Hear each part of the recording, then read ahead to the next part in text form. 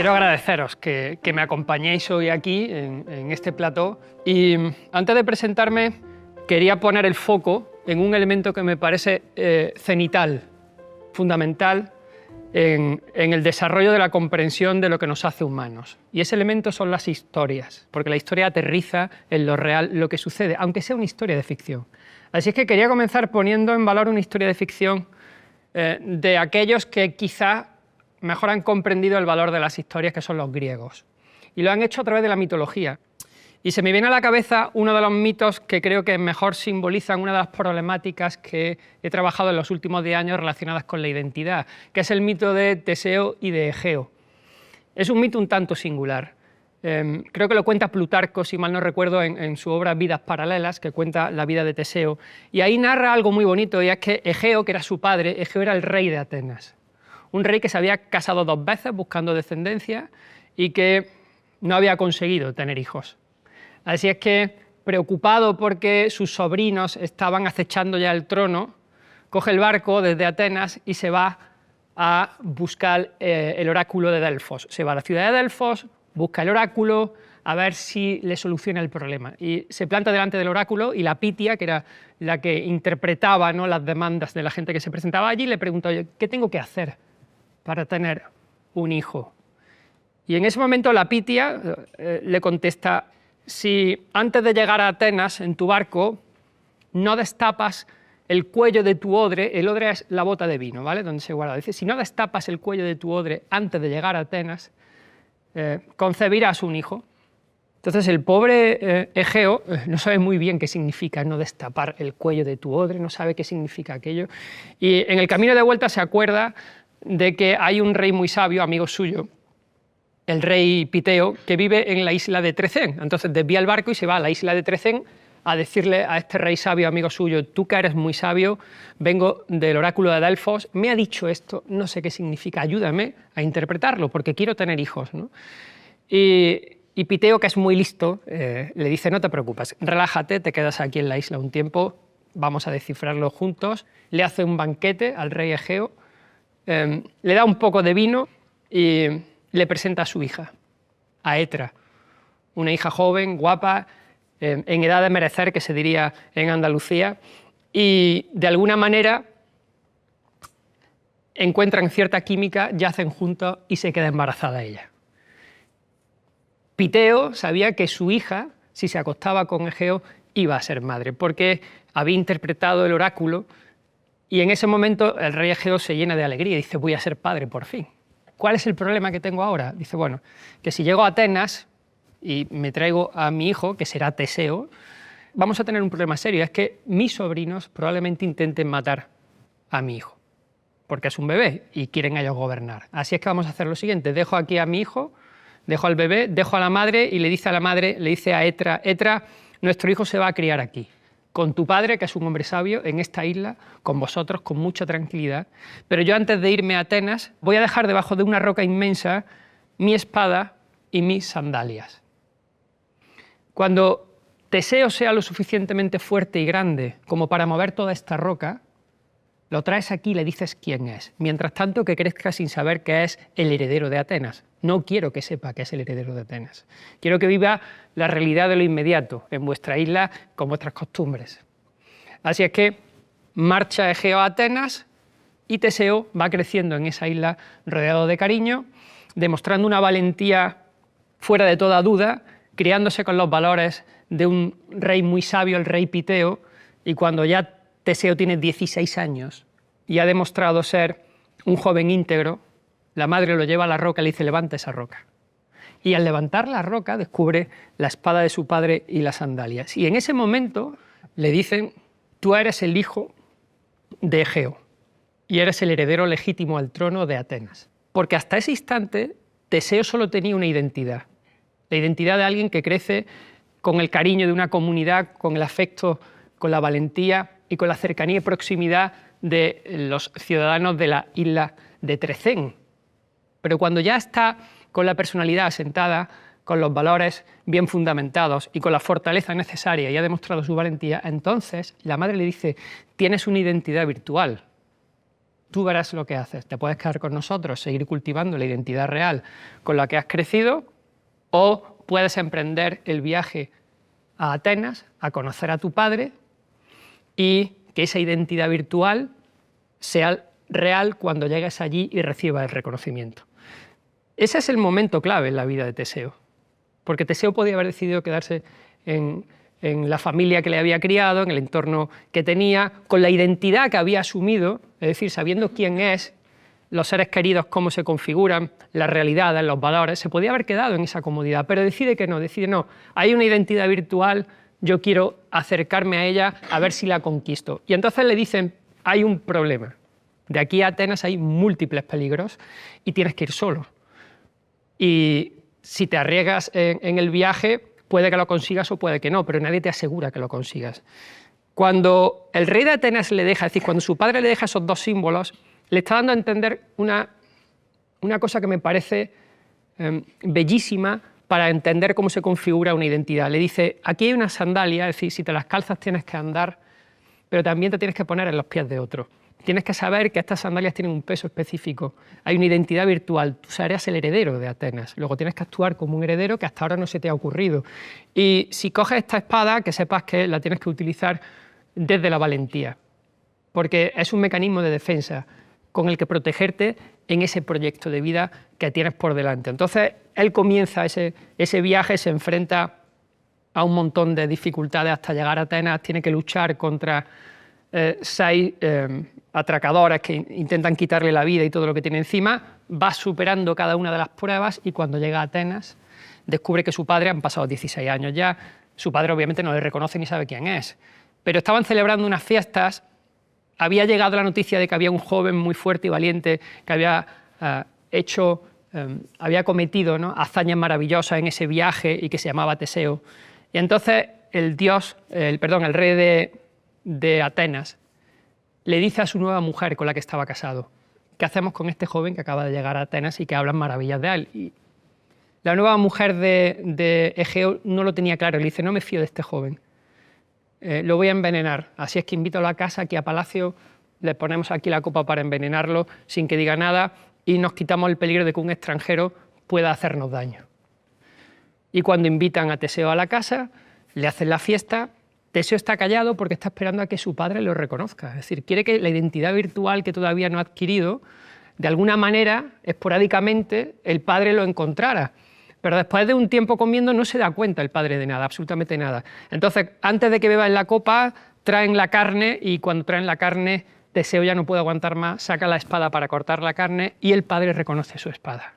Y entonces reconoce a su hijo, tira la copa de vino para que no beba y se funden en un abrazo. En ese momento, Teseo adquiere la identidad real de todo lo virtual por lo que ha luchado, ¿no?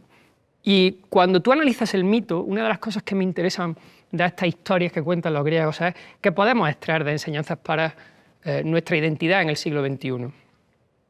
Lo primero que veo interesante en todo este mito es lo que esperan los griegos para diseñar una identidad virtual en un adolescente.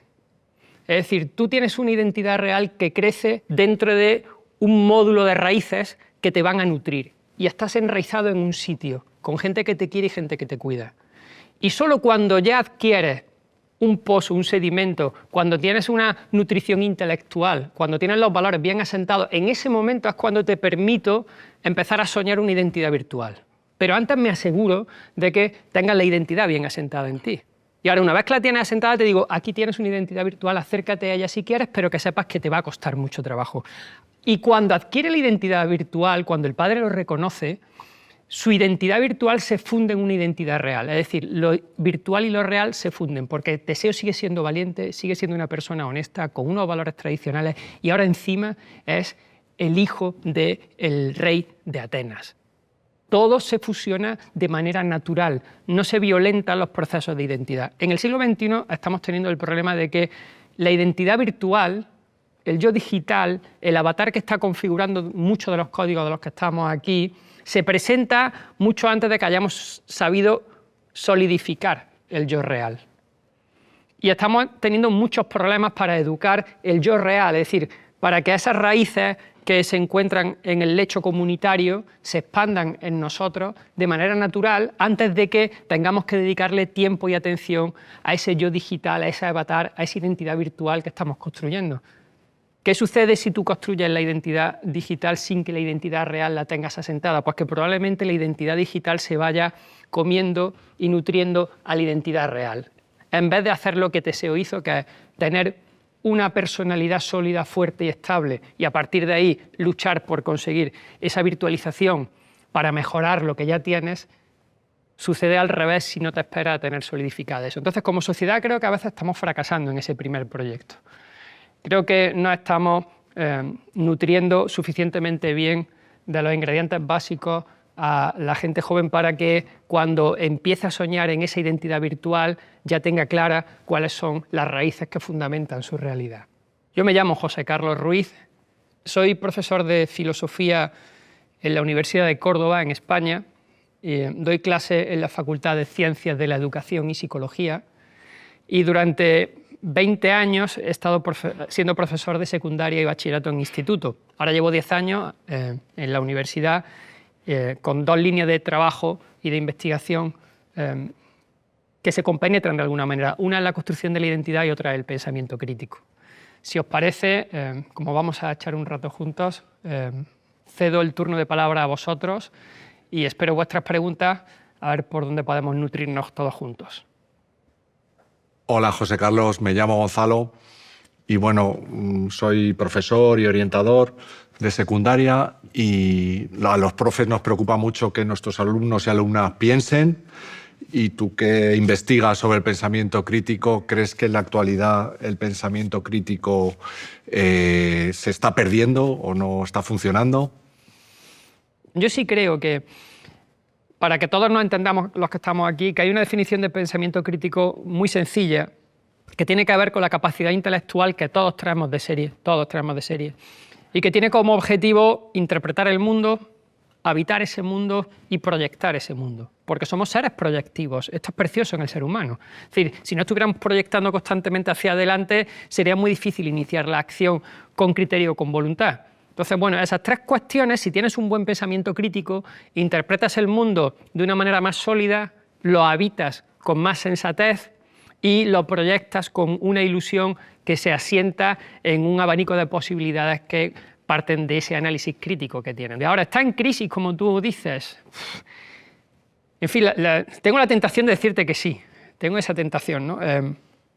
Pero si bien la definición es complicada, sí creo que es más sencillo encontrar qué elementos hemos acordado de manera más o menos objetiva que configuran ese pensamiento crítico, cómo se pueden trabajar y cómo están en la actualidad. Y con eso ya podemos concluir si estamos en crisis o no estamos en crisis, ¿no? ¿Qué elementos configuran el pensamiento crítico? Voy a ir a mi campo, a la filosofía.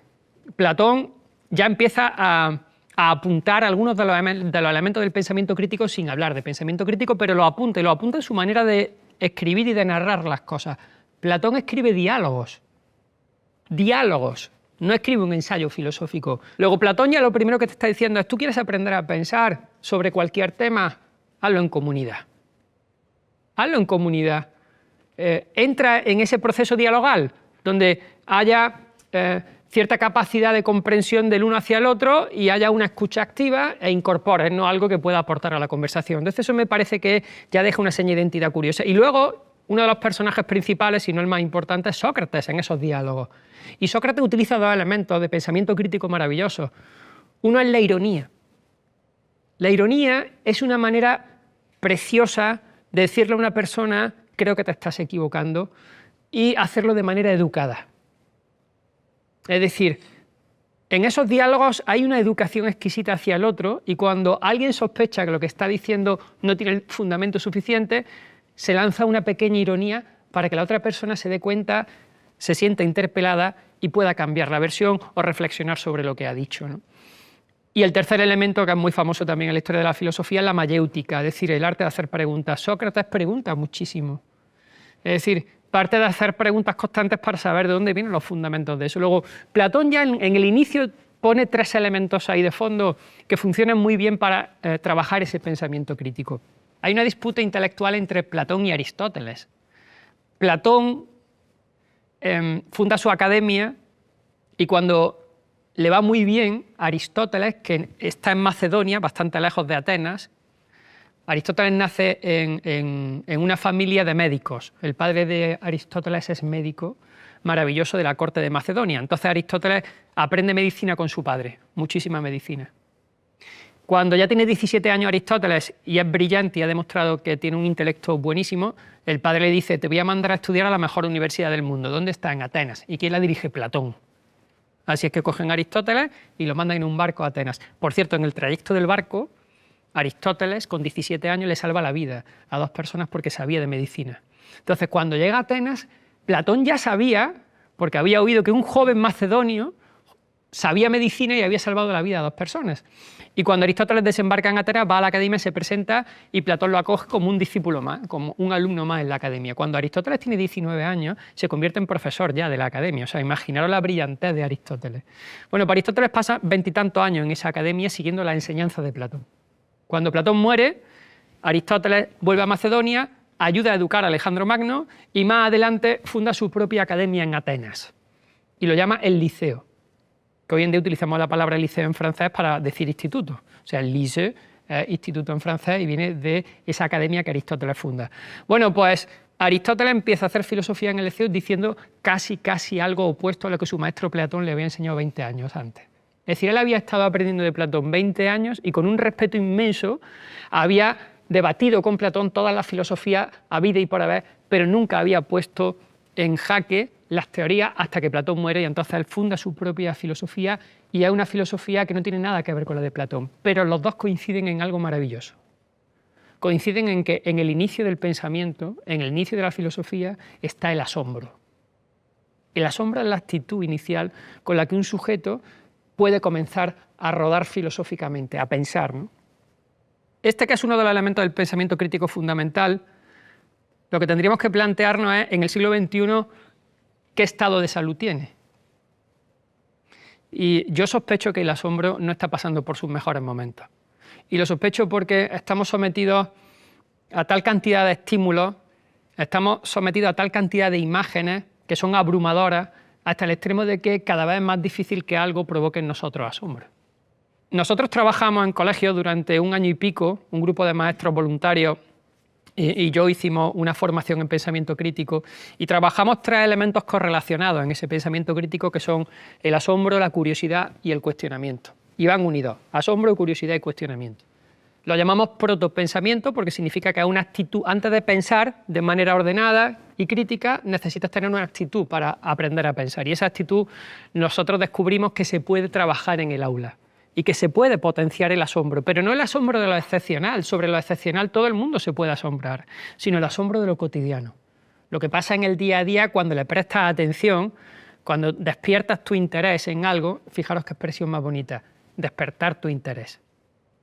El interés, que es el elemento más curioso que tiene el ser humano dentro de sí, por lo general es perezoso. Nosotros trabajamos con niños durante 5 meses y vimos que el asombro de lo cotidiano se recupera, que le activan la curiosidad, que es el segundo paso, curiosidad en torno a cuestiones que te resultan asombrosas, y que trabaja el cuestionamiento, es decir, la pregunta, ¿no? Hay algo en la pregunta que cuando se trabaja el pensamiento crítico no se tiene en cuenta, y es que muchos de los que estamos aquí, yo supongo que muchos de los que nos ven, hemos recibido educación reglada poniendo el foco en las respuestas. Pero no ha habido ninguna asignatura que se haya parado o se haya detenido de manera específica a decir: os voy a enseñar a hacer preguntas. Se da por hecho que todo el mundo sabe hacer preguntas simplemente porque le hemos enseñado a conocer los pronombres interrogativos. ¿Qué, cómo, cuándo, por qué? Entonces, como tú sabes los pronombres interrogativos, sabes preguntar, ¿no?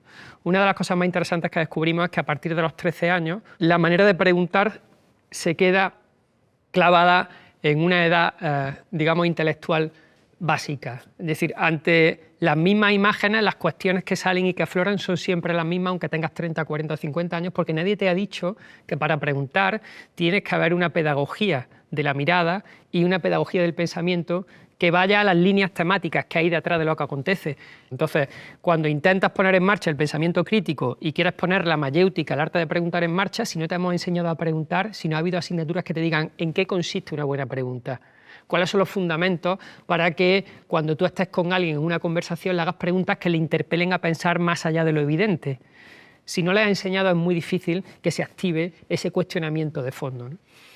Y luego hay elementos también que se han evaluado de manera muy concreta. Por ejemplo, en Filosofía para niños, una de las cosas que Matthew Lipman pone sobre el tapete cuando se trabaja el pensamiento crítico es la creatividad, el pensamiento creativo. ¿Tú eres un buen pensador crítico? Bien, pues tienes que tener el fundamento de la creatividad en ti. ¿Cómo se consigue creatividad? Se consigue teniendo la mayor diversidad de contenidos intelectuales posibles en ti, entre otras cosas. Y os pongo ejemplos.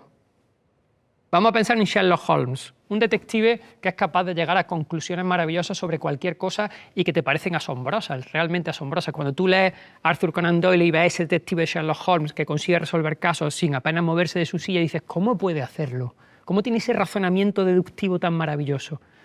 Hay una escena en la que entra una persona muy arreglada, pero sin pasarse a su despacho para pedirle que le ayudase en un caso, y antes de decir nada, Sherlock Holmes le dice, usted es un noble escocés, viene seguramente porque haya tenido un problema personal con su mujer y no quiere que nadie se entere.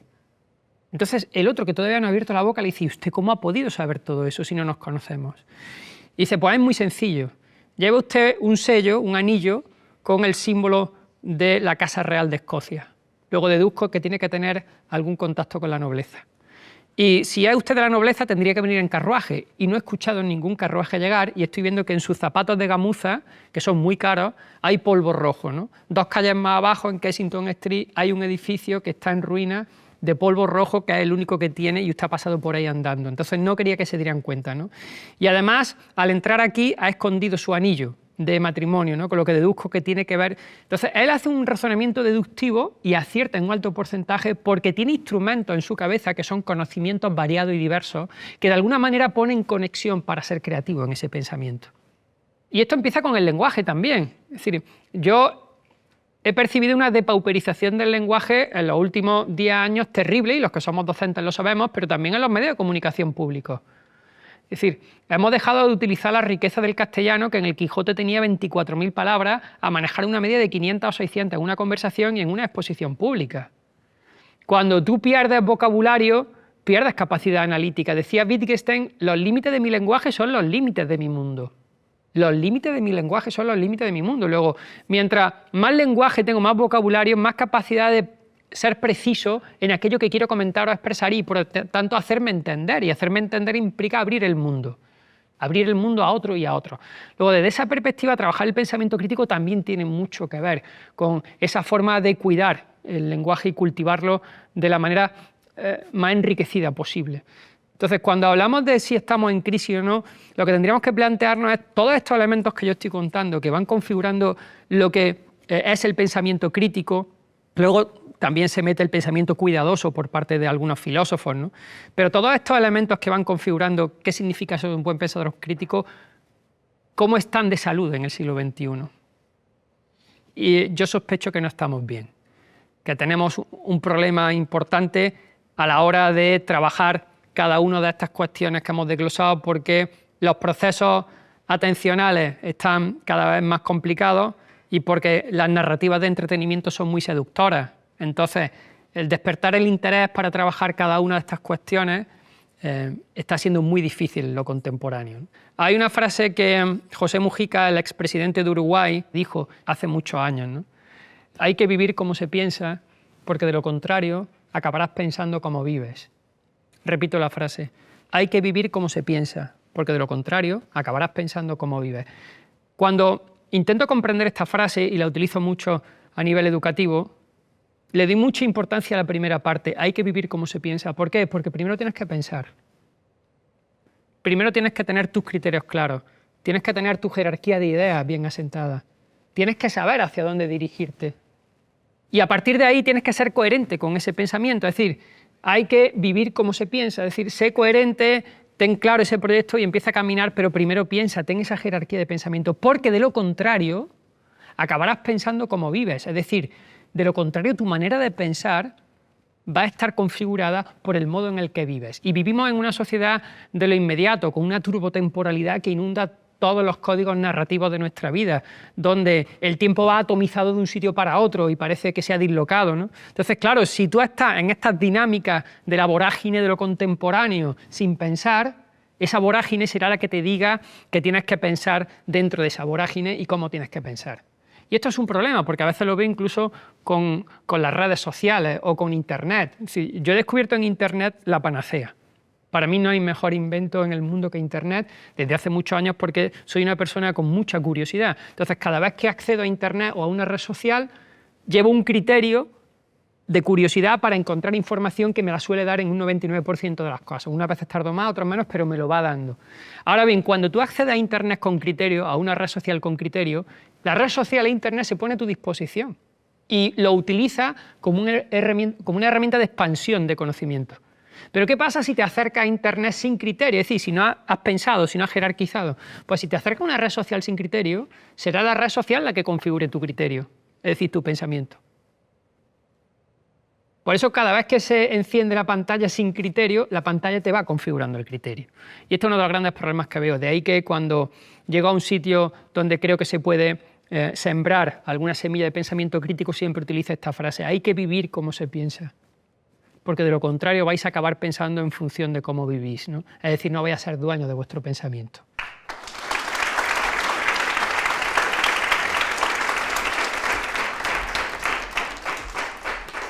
Hola, José Carlos. Yo me llamo Lola, voy a cuarto de la ESO y estudio Humanidades. Y bueno, antes has hablado acerca de la importancia que es cuidar nuestra identidad real frente a la virtual. ¿Y realmente cómo se puede hacer eso? Tú tienes unas circunstancias reales que no puedes modificar. A ti te toca nacer en una familia concreta, en un sitio concreto, en un año concreto. Tu familia tiene una cultura determinada que tú no puedes modificar, un estatus económico, social, cultural. Es decir, todas esas son circunstancias que condicionan tu vida. Entonces, como la condicionan y no las puedes evitar, el criterio y la toma de elecciones que hagas después es lo único que te puede liberar de eso. Es decir, que puedes hacer que, bueno, las circunstancias vas a cargar con ellas, pero tomas decisiones en tu vida. ¿Qué pasa en el mundo digital? Pues que tú no tienes circunstancias, te las inventas, las fabricas, las produces. Y es mucho más erótico que el mundo real, que se impone. Entonces yo entiendo la seducción del mundo digital y me parece muy bonito el hecho de que te deje esa posibilidad de que tú te creas tu propio avatar. El problema está en que cuando a ese avatar que te crea, tu yo digital, que interacciona con otros yo digitales a través de las redes sociales, el problema está cuando a ese avatar le dedicas cada vez más tiempo y más atención. Y estás esperando la validación del otro en torno a ese tiempo y a esa atención que le dedicas. Porque si no tienes activo el pensamiento crítico sabiendo que son dos planos diferentes, que están en el mundo digital y por lo tanto todo lo que sucede ahí no es real, estas narrativas son difíciles, pero están muy bien diseñadas. Se llama realidad virtual.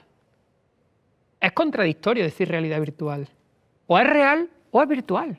Pero si yo te digo realidad virtual, ya tu cerebro empieza a aceptar en esas narraciones que en un mundo en el que entras hay cierta parte de realidad, con lo que te puede afectar el plano de lo real, ¿no?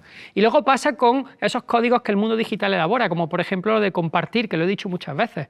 Es decir, cuando abres Twitter e Instagram, a veces comparto con mis seguidores cosas y tú dices, bueno, ¿qué estás compartiendo realmente? Compartir no comparte nada. Nosotros aquí estamos compartiendo un momento y ahora cuando salgamos nos podemos tomar una cerveza o un pastelito y compartirlo juntos. Eso es compartir. Pero si yo me estoy tomando aquí una cerveza, me hago una foto y lo subo a mis seguidores y digo que lo estoy compartiendo, es mentira. Yo me estoy exhibiendo. Pero esa cerveza me la tomo yo. Aquí nadie, en las redes sociales nadie se toma la cerveza conmigo. Esa diferencia tendría que estar activada constantemente en la psicología de cualquiera que llegue a una red social, especialmente cuando está en periodo de formación. Porque si no, su yo real se ve afectado por estas narrativas de lo digital y se ve afectado profundamente, porque empieza a pensar que su vida es miserable viendo todos esos códigos maravillosos que está consumiendo su yo digital. Y es un problema de afección. Es decir, tú piensa por un momento que los que han diseñado ese mundo son las mentes más privilegiadas, con los psicólogos más privilegiados que han buscado el diseño más inconsciente para que se adentre en lo más profundo de nosotros. O sea, son gente brillante. Entonces, claro, cuando te dicen comparte, utilizan un término que tiene una connotación moral positiva. Compartir significa que yo soy buena persona, porque estoy haciendo con los demás mis conocimientos, mis cosas, cuando yo me grabo, cuando subo, cuando cuento algo, estoy compartiendo cosas. Entonces soy una persona con un criterio moral maravilloso. Pero en realidad lo que estás haciendo es exhibirte. ¿Qué hubiera pasado si hubieran dicho exhíbete ante tus seguidores? Nadie subiría nada. Porque la exhibición tiene una connotación individualista y negativa. Entonces, hay que cuidar mucho el análisis de lo que estamos haciendo en redes. Tenemos que pensar mucho cómo se están utilizando esos términos para que, sin darnos cuenta, nosotros nos sintamos bien haciendo cosas que quedan muy fuera, muy alejadas de los códigos de la realidad. Entonces, eso es lo que te aconsejaría. Hola, José Carlos, soy Rafa, profesor de Lengua y Literatura, filósofo y humanista confeso. Sí quería hacerte una pregunta porque llevo tiempo preocupado por las relaciones personales. ¿Y qué opinas tú de ellas? ¿Cómo nos relacionamos? ¿Y qué interacción tenemos cada uno de nosotros en la sociedad actual? Yo creo que han cambiado mucho los procesos relacionales, entre otras cosas porque las dinámicas de conexión se han potenciado y han decaído las dinámicas de relación, ¿no? Creo que Zygmunt Bauman, el sociólogo famoso Bauman de la sociedad líquida, que decía que hemos pasado de una sociedad de relación a una sociedad de conexión. ¿Por qué? Porque las conexiones son más fáciles, menos trascendentales, requieren menos energía y se rompen con facilidad.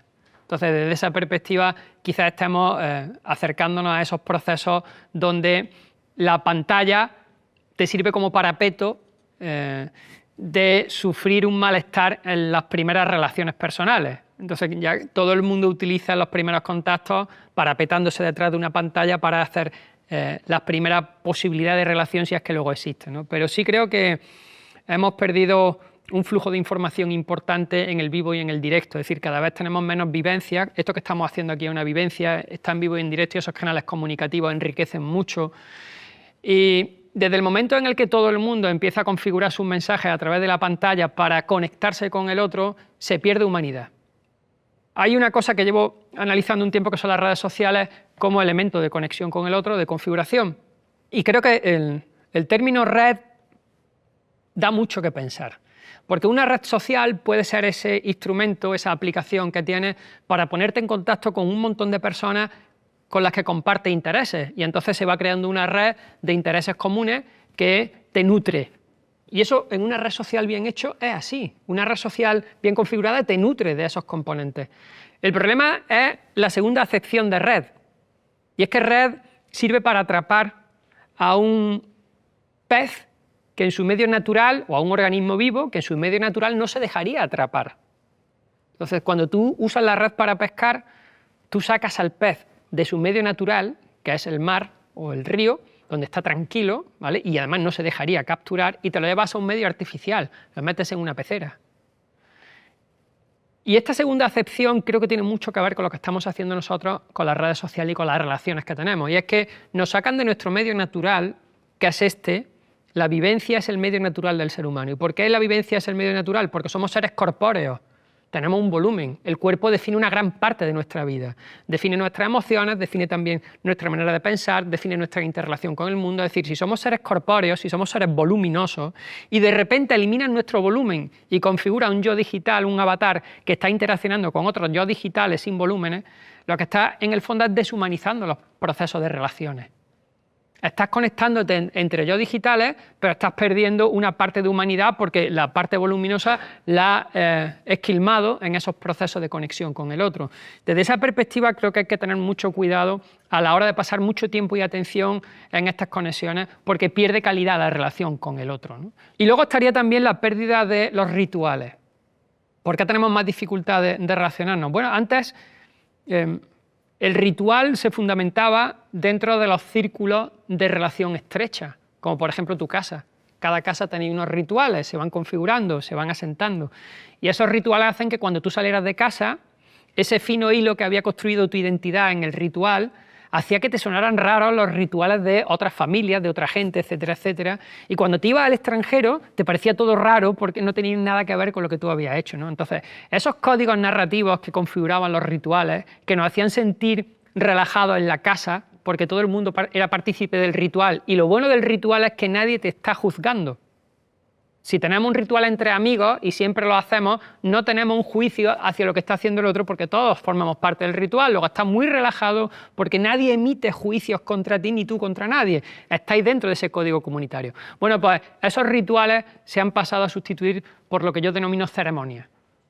¿La ceremonia qué es? Pues la ceremonia es que ahora dentro del hogar cada uno está en su microcosmos intentando interactuar con otros, pero no con los que tienen a su alrededor, con lo que se va rompiendo esa cadena de transmisión de rituales. Y cuando tú rompes esa cadena de transmisión, rompes la posibilidad de sedimentar una relación profunda con alguien. Entonces, la perspectiva de la realidad que se enriquece a través de las relaciones, mientras más relaciones tengas con más atención y más cuidado, más va a enriquecer tu propia realidad y tu perspectiva, lo que se está viendo es cercenada porque cuando se hace un ceremonial, en vez de hacer un ritual, lo sustituyes por un ceremonial. En el ritual lo importante es la comunidad que está disfrutando de eso. En el ceremonial lo importante es tú que estás muy agobiado de cumplir con los códigos de ese ceremonial para que nadie te reproche nada. De manera que cuando entras en Instagram, cuando entras en TikTok, cuando entras en Twitter, cuando entras en una red social, lo que haces es cumplir el ceremonial que ahí todo el mundo hace. Y como todo el mundo hace esto, yo tengo que hacer esto de la misma manera para no llamar demasiado la atención y que me bloqueen o que me cancelen. Entonces, esa obsesión está limitando las perspectivas de la realidad y está provocando una fanatización de la sociedad, una polarización de lo social que a mí me preocupa en exceso. Y tendríamos que recuperar la doctrina del punto de vista de Ortega y Gasset, ¿no? Hay una teoría de Ortega que a mí me gusta mucho, no recuerdo en qué obra la decía, pero me parece una historia bonita para entender lo importante que es aceptar los distintos puntos de vista. Decía, imaginaros que dos personas están mirando un mismo paisaje desde puntos de vista diferentes. Un mismo paisaje desde puntos de vista diferentes. Lo que a uno le parece próximo, cercano, brillante y está bien definido, al otro le parece borroso, no queda claro y tiene poca luz, porque aunque sea el mismo paisaje, está en un punto de vista diferente.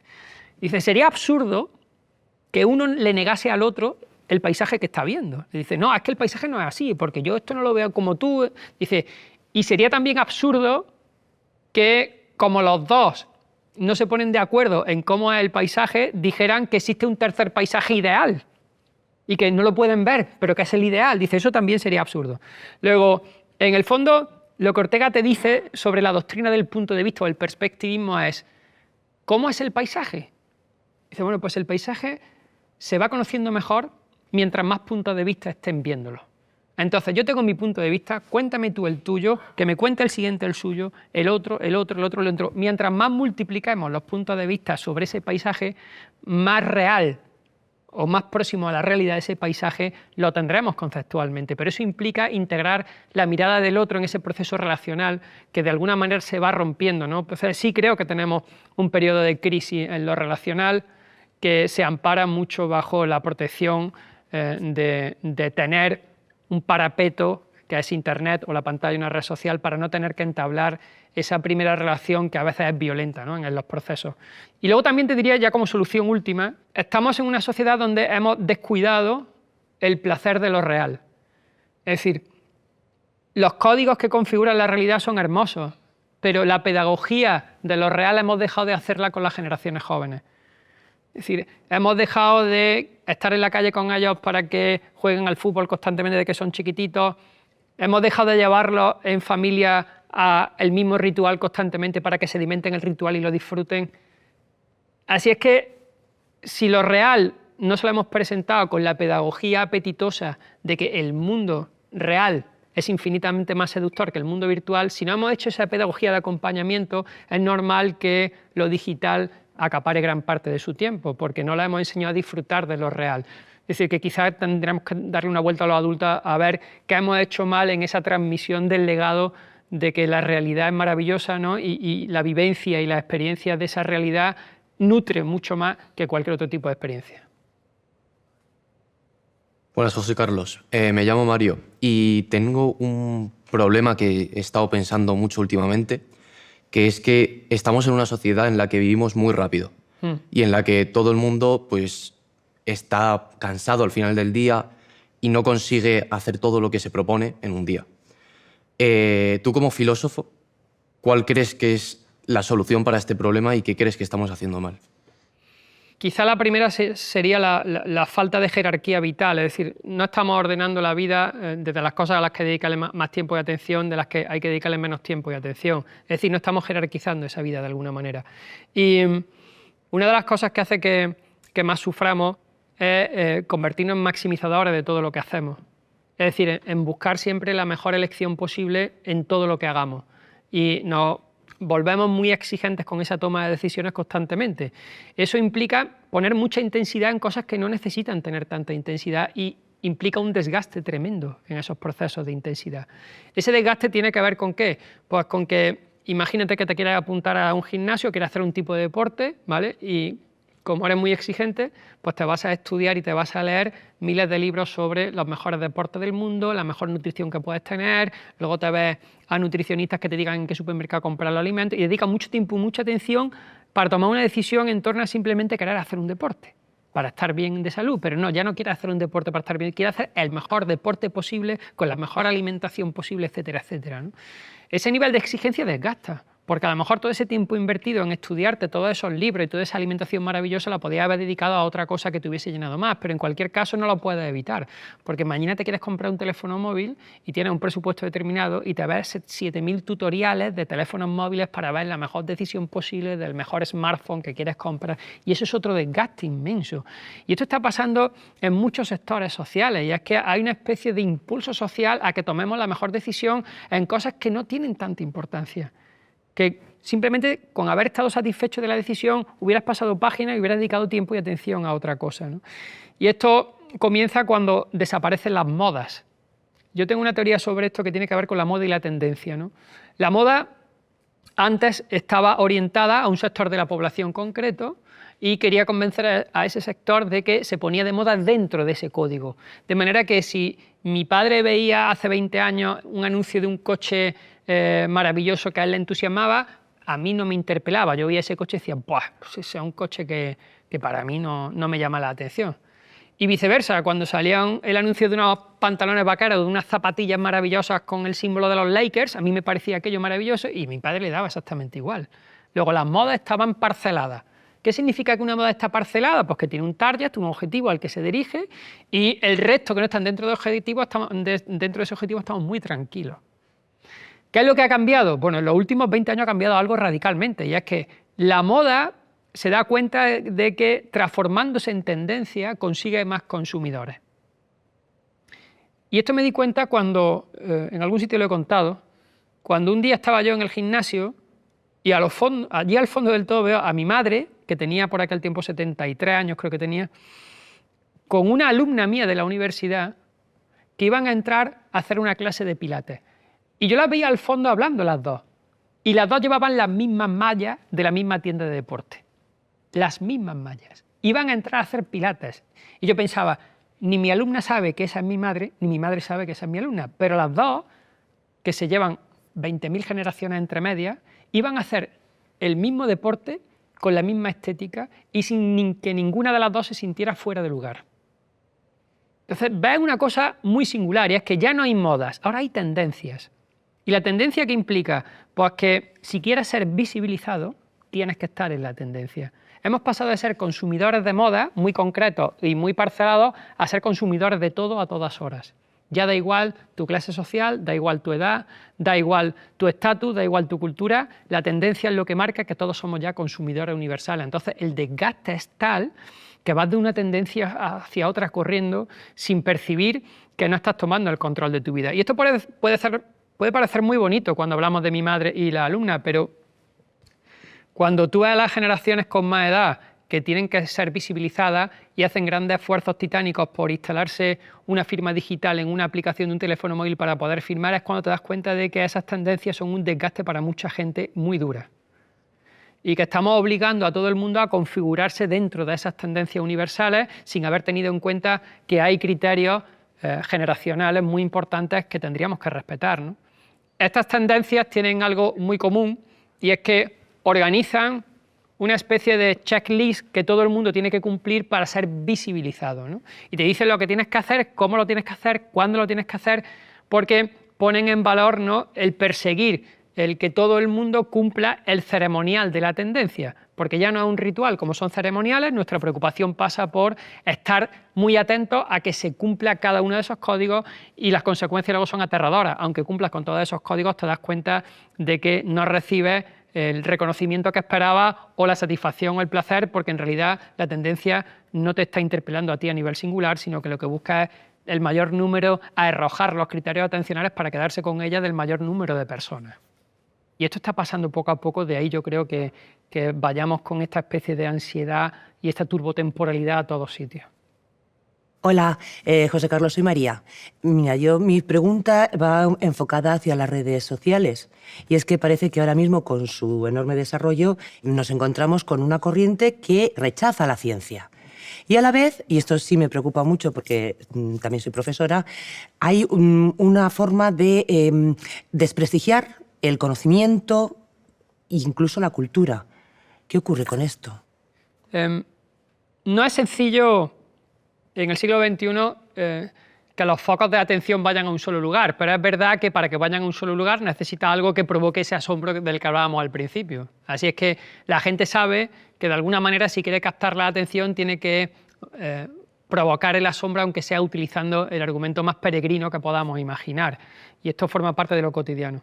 Pero hay otra parte que me preocupa más, ya no a esta gente que quiere llamar la atención con argumentos que parece que van en contra del sentido común, sino a aquellos que sí se lo creen, que parece que hay un porcentaje de la población que sí cree en cuestiones que están al margen de la ciencia o que menosprecian el conocimiento humanístico, ¿no?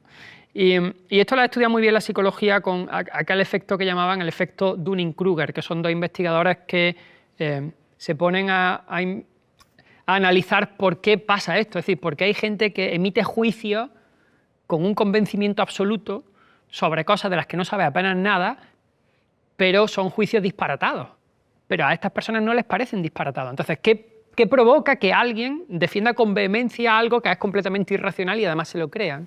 Y descubren algo muy interesante, y es que las cualidades que tú tienes para emitir un juicio son las mismas que vas a utilizar para evaluar las fuentes de información de ese juicio. Entonces, hay gente que leyendo 3 artículos por encima sobre el mismo tema se forma un juicio y al no seguir investigando evalúa la realidad del juicio que se ha formado con los mismos instrumentos con los que se lo ha formado, con lo que realmente apenas tiene posibilidad de evaluarlo, porque no tiene instrumentos. Es decir, no ha llegado al fondo. Todos sabemos que cuando tú estás analizando un tema, mientras más profundizas en el tema, más te das cuenta de que sabes muy poco de ese tema. Ahora, si tú solo has analizado la superficie del tema, lo evalúas de manera superficial, pero no te das cuenta de que es de manera superficial, porque le das el criterio de autoridad a esa cámara de eco que te va dando siempre esas noticias que a ti te interesan, que validan tu visión de la vida. Entonces, Dunning-Kruger dice, esto pasa y la gente se lo cree porque esas capacidades de evaluación de su propio juicio son las mismas que tiene para formárselo. Entonces, como se ha formado el juicio con 3 artículos, se evalúa de una manera tan superficial, pero no se da cuenta. Y entra en estas dinámicas terroríficas que a mí me parece que están imponiéndose por falta de tiempo, por falta de curiosidad, por falta de pluralidad, de diversidad. Es decir, hay muchos factores para decir que esto está sucediendo en el siglo XXI y que no quedan de manera relevante.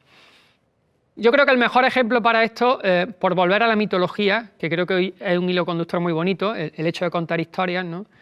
Hay algo que está pasando que los griegos definieron muy bien como, bueno, lo hemos definido nosotros, el hecho de Procusto, pero es la historia de Procusto. Procusto es un titán de la mitología griega que tiene una hospedería. Y en la hospedería, esa especie de hotel, pues cada vez que viene alguien a alojarse, lo mira y le da una cama diferente. Si la persona es muy alta, le da una cama pequeñita. Y si la persona es pequeñita, le da una cama muy grande. Y cuando llega la noche, Procusto entra mientras está dormido este sujeto y si es muy pequeñito, lo descoyunta para que entre a lo largo de la cama y encaje. Y si es muy grande, le corta la cabeza y los pies para que encaje en la cama donde él lo ha acostado. Porque la obsesión de Procusto, que es un asesino, es que encaje a la perfección en la cama, sea como sea, ¿no? Esto luego se ha convertido en un efecto científico que se llama el lecho de Procusto, donde hay muchas personas que tienen una teoría o una visión de la vida, la que sea, y lo único que hacen es buscar argumentos que corroboren su visión de la vida, que encajen en cómo ven la vida. Claro, en una sociedad que está repleta de datos por todos los sitios, de noticias por todos los sitios, estoy seguro de que sea la que sea la visión que tú tengas de la vida, vas a encontrar a alguien que te confirme esa visión. Entonces tú aceptas eso, lo incorporas a tu vida y te conviertes en un fanático de tu visión. Polarizas la realidad porque estás haciendo un lecho de Procusto constantemente con todo. Karl Popper dijo, la ciencia funciona con falsación, no con verificación.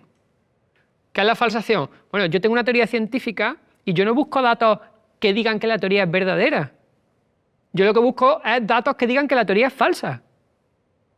Entonces, mientras más resista esa teoría la falsación, más fuerte se hará la teoría y más se acercará a lo real. Pero si yo busco datos que la corroboren, me estoy equivocando en el enfoque. Entonces, en el hecho de progusto viene a ser algo parecido, ¿no? Y a esta fanatización de la gente que lo que hace es nutrirse de aquellas cosas que encajan en su visión de la vida constantemente. Yo creo que la manera más filosófica de salir del hecho de progusto tiene que ver con esa visión colectiva con la que comenzamos el programa de hoy, que venía a decir de alguna manera que el proceso de diálogo que Platón siembra en pequeñas comunidades en torno a una temática partiendo del respeto hacia el otro con la ironía, lo que hace es enriquecer, porque cuando uno descubre que su visión de la vida está equivocada por algún motivo, le viene muy bien saber que el error es el mecanismo de aprendizaje más importante que tenemos y no el acierto. Es decir, si yo tengo una predisposición hacia algo y tengo una teoría de algo y la corroboro, yo no he aprendido gran cosa de eso porque lo que he hecho es corroborar algo que yo ya intuía. Es decir, lo que estoy es confirmando una intuición. Pero si yo tengo esa intuición y de repente, por lo que sea, por un proceso dialogal con otros, me di cuenta de que estoy equivocado, he aprendido. Es decir, he crecido en los procesos de aprendizaje porque me di cuenta de que algo que tenía está mal. Y el hecho de aceptar el error como un mecanismo de aprendizaje me parece fundamental, ¿no? Y a partir de aquí, mientras el refrán español lo dice, ¿no? 4 ojos ven más que 2. Mientras más capacidad tengamos dialogal, yo creo que más posibilidad tenemos de romper ese lecho de progusto viendo la diversidad. Hay un texto de Kant que yo lo he puesto obligatorio en todas mis clases durante 20 años cuando estaba en el instituto y que yo me lo puse mientras estaba estudiando la carrera encima de mi cama porque son las 2 páginas primeras. El texto se llama ¿Qué es la ilustración? Y son 6 páginas nada más. Yo me puse las 2 primeras. Y me lo puse porque me pareció una solución maravillosa para el tema del lecho progusto, porque Kant dice en ese texto: el hombre es culpable de su minoría de edad intelectual. Somos culpables de nuestra minoría de edad intelectual, ¿no? ¿Por qué? Dice, porque él decía, si yo tengo un sacerdote, un cura que me dice lo que está bien y lo que está mal, si tengo un médico que me dice qué dieta tengo que tomar, si puedo pagar, no me hace falta pensar, ¿no? Es decir, para él, la frase es tan cómodo no estar emancipado, es decir, no emanciparse, seguir dentro del ámbito del que te digan lo que tienes que hacer, cómo lo tienes que hacer, lo que está bien. Es tan cómodo que emanciparse es difícil, es un reto. Entonces, desde esa perspectiva, Kant lo que le dice a la sociedad es sapere aude, atrévete a pensar. Es un atrevimiento, necesita un impulso inicial fuerte, necesita romper esa comodidad que tienes, pero atrévete a pensar, que es el lema de la ilustración que después se pone, ¿no?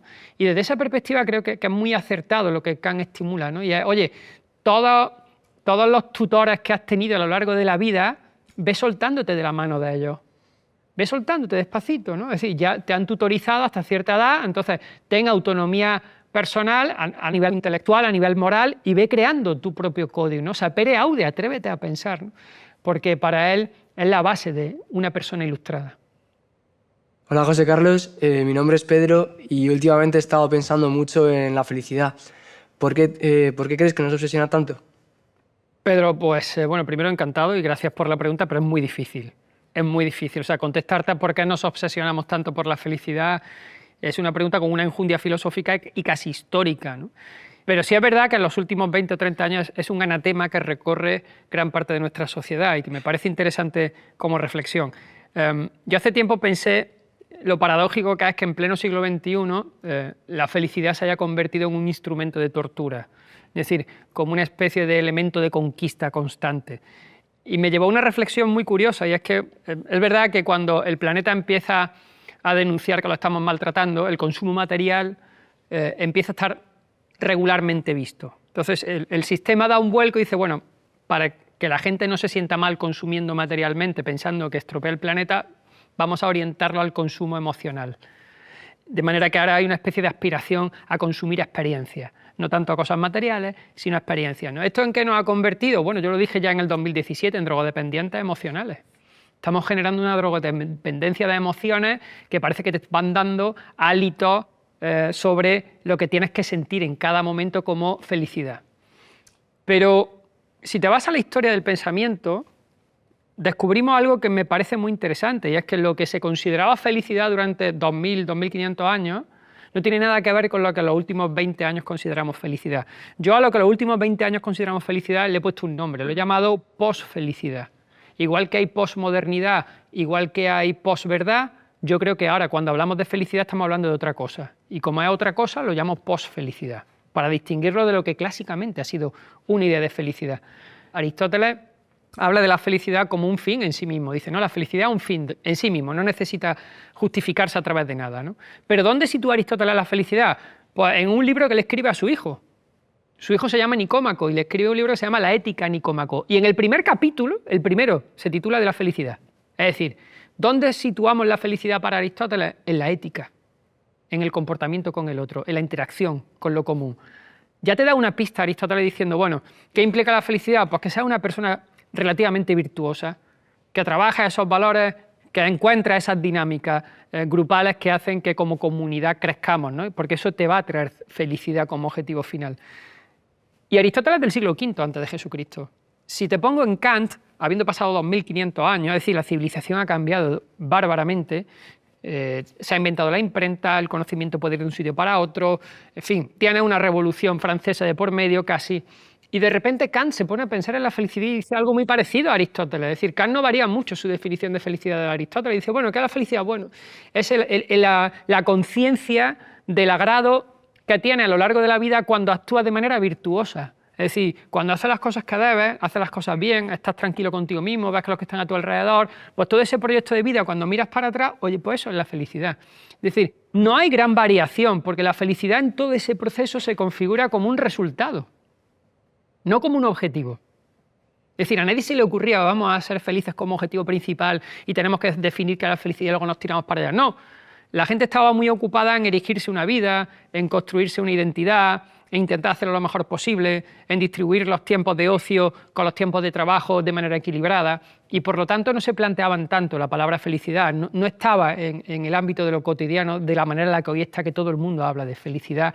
Y hace poco investigaba cómo se trata este término en Internet y hay herramientas que te permiten ver cuándo se escribe esa palabra y cuántas veces y en qué país durante los últimos 20 años, ¿no? Y es curioso cuando pones la palabra felicidad y sigues su trayectoria, descubres cosas muy curiosas, como que desde el 2004 ha ido creciendo en el buscador principal de Internet y en ese buscador ha ido creciendo bastante, pero no tanto como la palabra sufrimiento o dolor, que está el triple.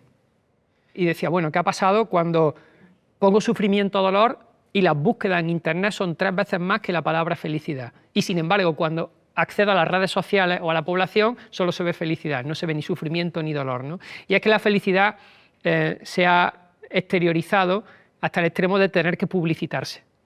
Es decir, estamos viviendo un tipo de felicidad, esta posfelicidad de la que yo digo, tiene que ser publicitada, tiene que convertirse en un instrumento de marketing. Tenemos que señalar constantemente que somos felices en narrativa de felicidad, ¿no? Entonces, claro, eso no es la felicidad clásica que se postraba en un proceso educacional a largo plazo, donde desarrollaba las virtudes, donde encontraba cierto, iba a decir alegría, porque me parece una palabra bellísima, ¿no? Pero bueno, cierta displacencia hacia las cosas que no te mejoraban y abrazaba aquello que te hacían mejor persona y te sentías bien, ¿no? Que era un proceso de felicidad.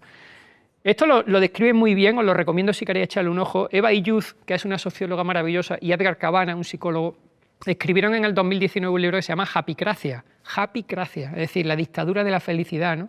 Y en ese libro cuentan cómo ha cambiado todo y por esa obsesión de la felicidad a partir del año 2000 aproximadamente.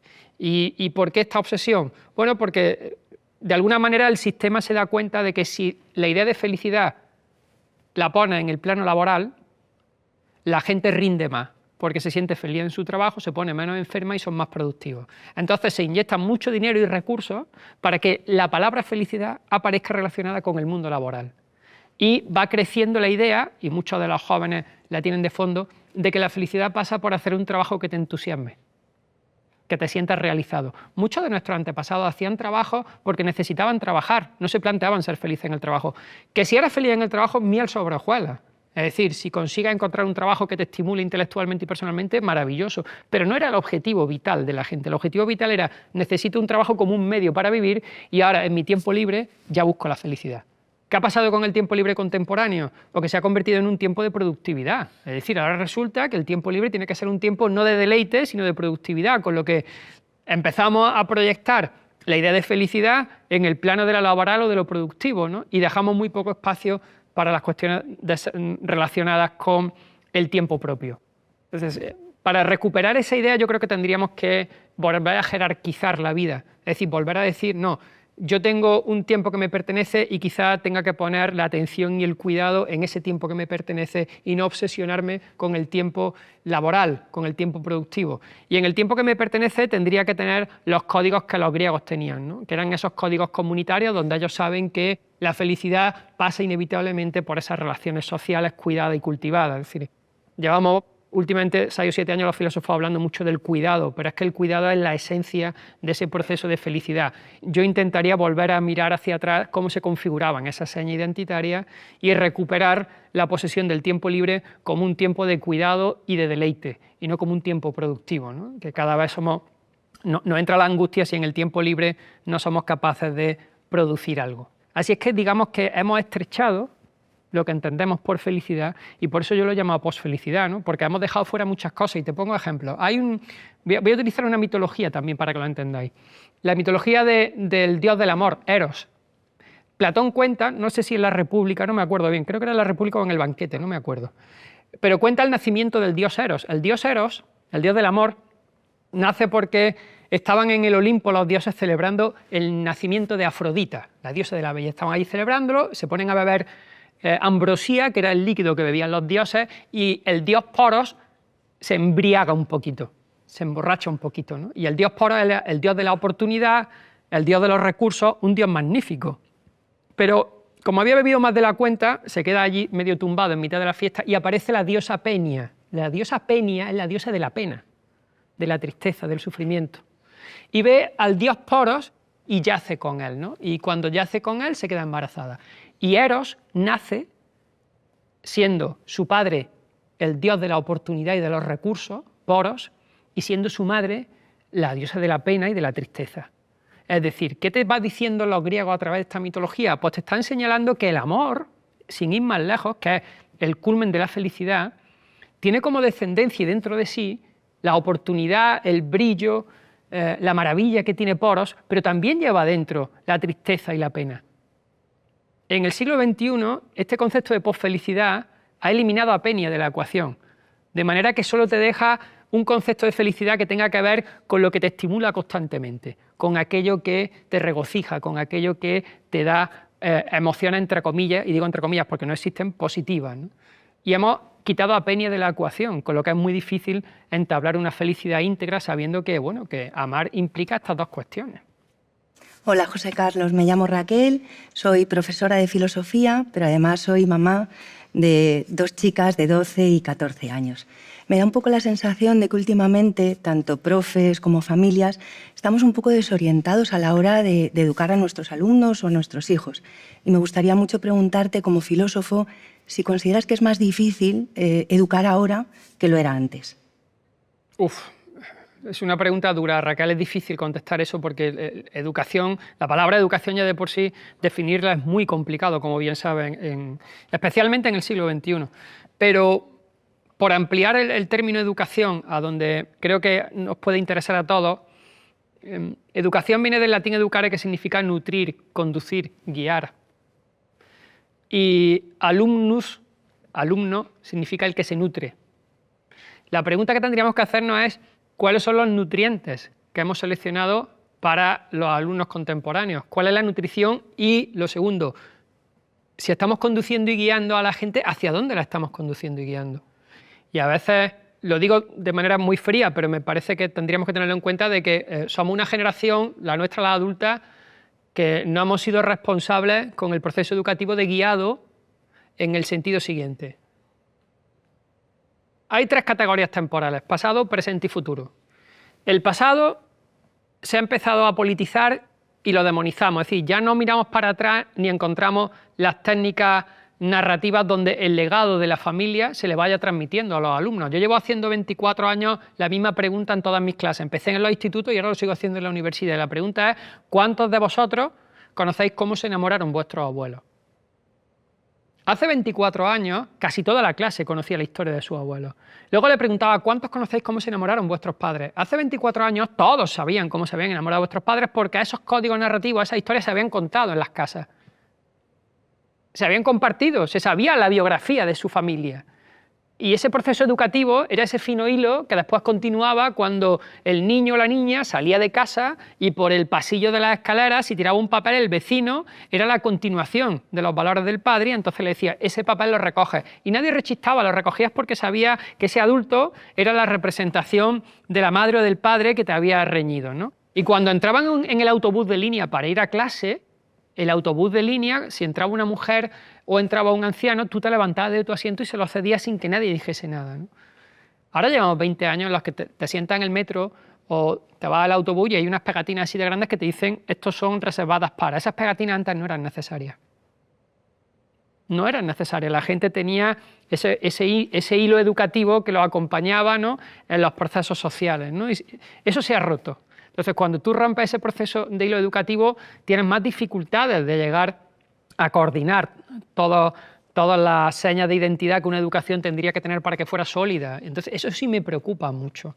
Yo no tengo claro ahora cómo podríamos educar de una manera brillante o unificada a gran parte de nuestra población, pero sí sé que tendríamos que solicitar de alguna manera recuperar lo que se había hecho durante mucho tiempo en Grecia, que es situar el foco siempre en lo comunitario.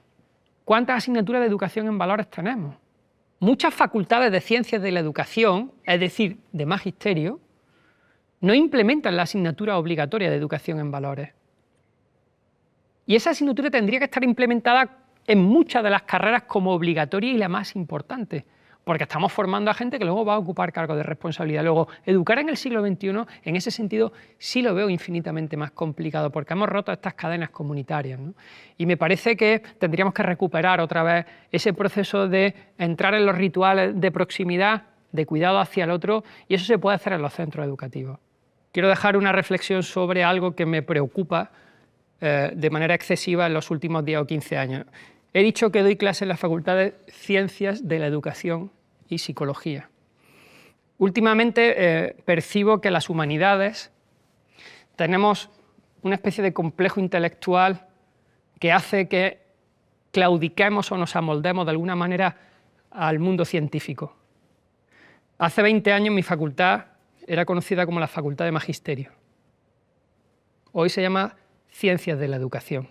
Han tenido que ponerle el prefijo de ciencia porque parece que así tienen más enjundia a nivel social. Un prefijo para darle una especie de dignidad que no entiendo muy bien de dónde procede, ¿no? Y lo último que ya he visto es la Facultad de Ciencias Humanísticas, en vez de llamarlo el grado de Humanidades.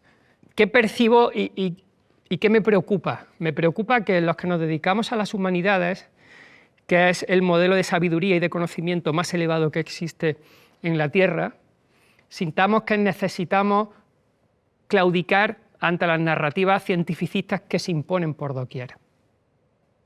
Y tengamos que hablar de ciencias de, cuando en realidad no es nada científico. Es decir, el magisterio es una labor que se desarrolla en un plano biográfico, en una clase, en un contexto, con unos perfiles determinados. Y puede haber técnicas pedagógicas que funcionen mejor o peor, pero todas son singulares y más que una ciencia, yo me atrevería a decir que el magisterio es una artesanía.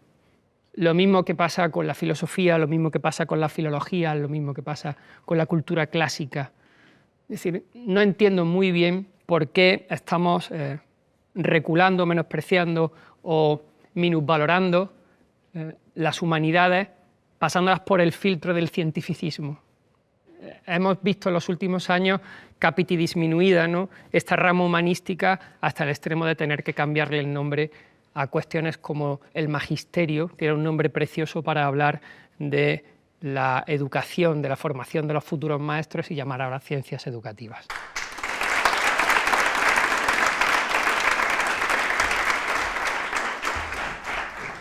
Voy a utilizar una metáfora, bueno, una analogía rara, pero que creo que nutre muy bien lo que quiero dejar como mensaje de fondo, ¿no? Imaginaros que yo traigo aquí 2 copas de vino. Una copa de vino vale 50 € la copa, es un vino maravilloso, pongamos que es un buen Rioja, un Valdepeñas, vamos a poner que es un Montilla Moriles, por traerlo a mi tierra, Córdoba. Es un Montilla Moriles maravilloso, vale 50 euros la copa.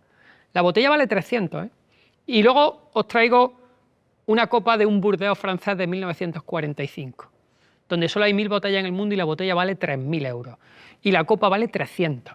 Dices, bueno, José Carlos, una copa vale 50 y otra copa vale 300. Digo, sí, son 2 vinos de élite, cada uno en su categoría.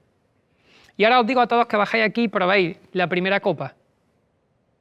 Y decís, bueno, cojo la primera copa, la pruebo y te digo, José, qué rico está este Montilla Moriles, es delicioso. Y digo, hombre, claro que es delicioso. Te da un vino de élite, te da un vino que la copa vale 50 euros. Esa botella vale 300, luego está muy bueno, sí, me ha gustado porque está dulce, está suave, entra maravilloso. Digo, bueno, pues ahora pruébate la del Burdeos francés. Es un Burdeos que solo hay 1000 en el mundo, que es de 1947 y que se considera de los mejores vinos que puedas probar en tu vida. Entonces, bueno, tú coges la botella, la copa de Burdeos, la pruebas y me dices, ¡guau! Está muy bueno, está como dulce también. Y mira que es un tinto, pero está dulce, es suave, me ha gustado mucho. Te pregunto y me dices, no veo la diferencia grande para que uno valga 50 y otro 300, pero bueno, lo entiendo, me han gustado los dos. Digo, vale. Ahora os mando a todos, durante un año, a hacer un curso de cata de vinos. De lunes a viernes os mando a la mejor escuela para que aprendáis a catar vino. Y durante un año intensivamente os educan el paladar, el olfato, etcétera, etcétera. De manera que dentro de un año volvemos aquí y todos sois sommelier, sois gente experta en vino, muy experta. Y os vuelvo a poner las mismas copas. Y digo, aquí tenéis las 2 copas. Y me decís, ah, sí, José, me acuerdo, lo probé hace mucho, sí, lo probaste el año pasado, sí. Bueno, venga, prueba la primera copa de nuevo. Y en vez de beberte la primera copa, pues saca un pañuelo blanco, empieza a agitarlo, disfrutas del color, me dices, ah, qué tinto, qué color tiene, este Montilla Moriles es maravilloso, y lo hueles, y empiezas a abrir el olfato a miles de señas que antes no habías distinguido, y después de 5 minutos deleitándote, lo pruebas y me dices, ah, no recordaba cómo estaba esto, José. ¡Qué vino! Es excepcional, qué maravilla. Y digo, hombre, claro, es que te has probado un Montilla Moriles de los mejores que hay. Y ahora prueba el Château Lafite, prueba el Burdeos.